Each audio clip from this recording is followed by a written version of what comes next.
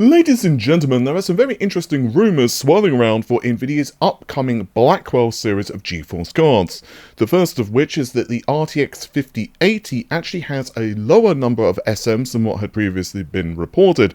And the second one is that RTX 50 has actually been delayed until the first quarter of next year.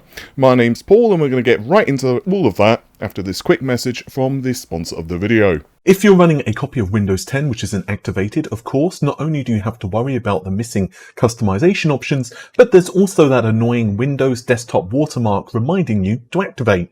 Today's video is sponsored by WhoKeys.com, and they have an excellent price on Windows 10 Professional as well as Home keys. Yeah, and they also of course sell games. I've bought a few Windows 10 keys with my own personal account to test everything was legit and worked in preparation for this sponsored video. You can pick up one of their keys for 25% off using the coupon code RGT in the checkout. There's links to their website in the video description. Also, if you're building a few systems, there's bundles available too. Again, you can check out WhoKeys.com and use the coupon code RGT for 25% off the listed Windows 10 key prices. So let's start out with the delay rumour first, because quite frankly I think it's the fastest of the rumours to go through.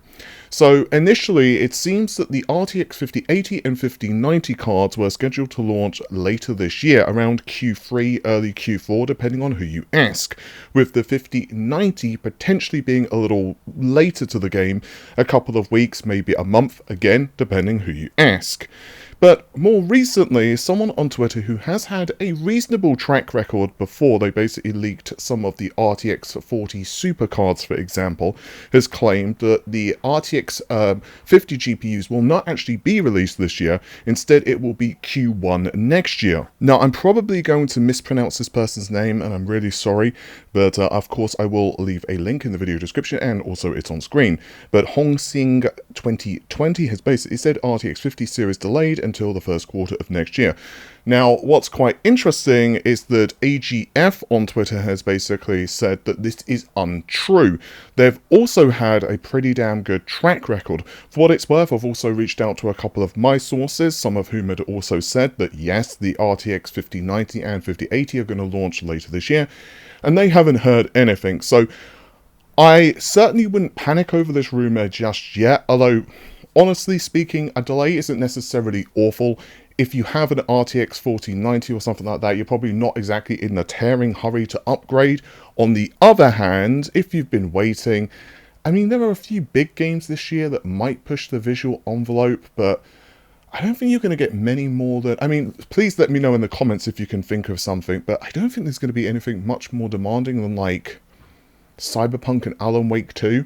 Maybe I don't know, maybe I've got like something going through my brain or something like that, and I'm just like misremembering like a really big title.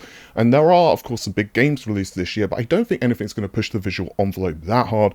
So if you're able to run a game like that, then you're probably going to be okay for the rest of this year. Anyway, but again, I personally don't think the RTX 50 series has been delayed, but we'll have to wait and watch this space. But what is quite interesting is that it seems that the rumours concerning the RTX 5080 are getting a little more negative. So more recently, there was a report that the RTX 5090 GPU actually has a narrower bus than the 512-bit, which GB202 can support. Now, I've also heard some conflicting rumours that the number of SM for the GPU has also been shaved down quite a lot as well. However, do remember that we are talking about a pre-release GPU, so it's very possible that this could change and, you know, the final numbers could vary.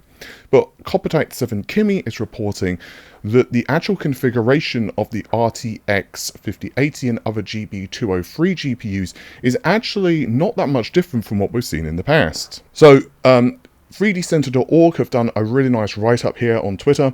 GB202, 12 GPC, 192 SM. Of course, that is the full configuration. Again, that's with a 512-bit bus, but as I just said, the 5090 is obviously going to cut things down.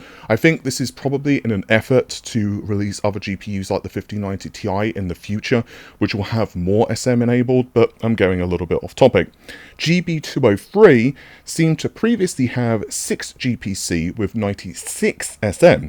But now it seems that it's 7 GPC with 84 SM, 205 was 4 with 64. Now it's 5 with, well, just whatever. So if this is true, obviously it is a cut. It's difficult to know precisely how much of an impact it's going to have in performance. The previous rumors that I was hearing is that, roughly speaking, the 5080 was going to outperform the 4090 by a decent-ish margin.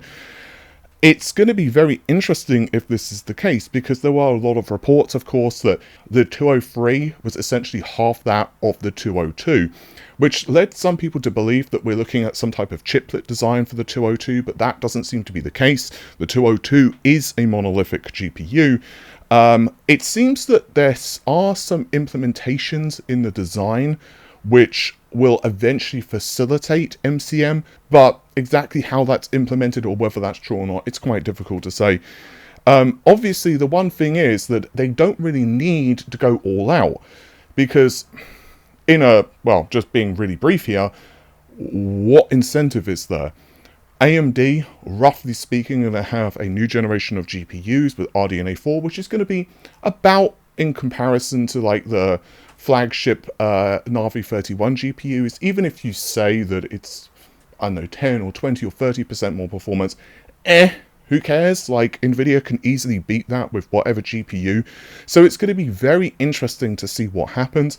GB203, allegedly, is going to support GDDR7, like 202. However, the bus width is only going to be 256-bit. I was about to say 320-bit. I bloody wish it was 320-bit. So yeah, I'm going to be very interested to see how this generation plays out. A rumor that I've heard is that Nvidia wants to release Rubin earlier than perhaps it may have otherwise would have because of RDNA 5. But again, with this stuff, like, plans change all of the time. I'm going to be very interested to see how AMD markets RDNA 4. Obviously, it was not at Computex. I'm not really surprised. There was very few rumors. There was no, like, board designs that were popping up. There were no random leaks with, you know, it just seemed very questionable to me it was, you know, going to release. Again, I've had sources telling me at the earliest we're going to see this GPU late this year, and more likely RDNA 4 based cards are going to be early next year, which is quite weird because we've seen a lot of updates, of course, for RDNA 4 in like Linux patches and stuff like that. So it's going to be very interesting to see the next generation of GPUs from AMD, Nvidia, and Intel. Intel have actually made a plethora of disclosures over the past day or so because of, obviously, you know, all the events that's been taking place. I have to say, Battle Major looks really good. For those wondering, I will cover Zen 5 and Intel, but because the events took place so late my time, and also because I've had a couple of days off because I've been dealing with a few things, I'm essentially playing catch up. I'm probably going to do like a comparison thing in the future, going through everything. It's going to be very interesting, like the P cores for oh, my brain's gone blank. I was about to say Alder Lake for Arrow Lake look really good, at least in my personal opinion. So it's going to be I'm going to be very curious to hear how the next generation works out for desktop. I'll also say, just real quick, Zen 5, of course, seems like it's going to be releasing first. It seems that it's going to be late-ish July. My personal opinion, I would just wait. Like, unless you're very desperate to upgrade, like if you've got a board that like one memory channel is essentially just dying every so often, you know, the kind of situation where you're like, yeah, I really need to upgrade, but I'm just waiting for the, you know, the new stuff to come out. We've all been there. You know, like half the time one of the SSD slots just is like, or shall I say NVMe slots is just like, you know what, I'm not going to work today, too bad. My personal opinion is just wait. Like, the very minimum, you know, the very worst case scenario, if you wait for both AMD and Intel to release their products and for reviewers to get hold of it, is that Zen 5 is still the better option for you. But then by that point, you know what the best boards are, the BIOSes have improved, and so on and so forth. But the best case scenario is you can make a better decision. Remember, CPUs can vary in different workloads, so it's possible in the games or applications, even though technically one CPU may have an advantage on another. As a general rule, for you, maybe productivity, Intel does better, or vice versa. So that's just my personal opinion. I'm curious to hear your thoughts on this. I think that's just about it for this particular video, guys. Again, I don't think the rumours concerning RTX 50 being delayed are true at the moment. On the other hand, if I can see one reason potentially it would be, and that is if they are lacking the capacity. Which again, I'll be very curious. Maybe they want to push the silicon towards something else like professional uses.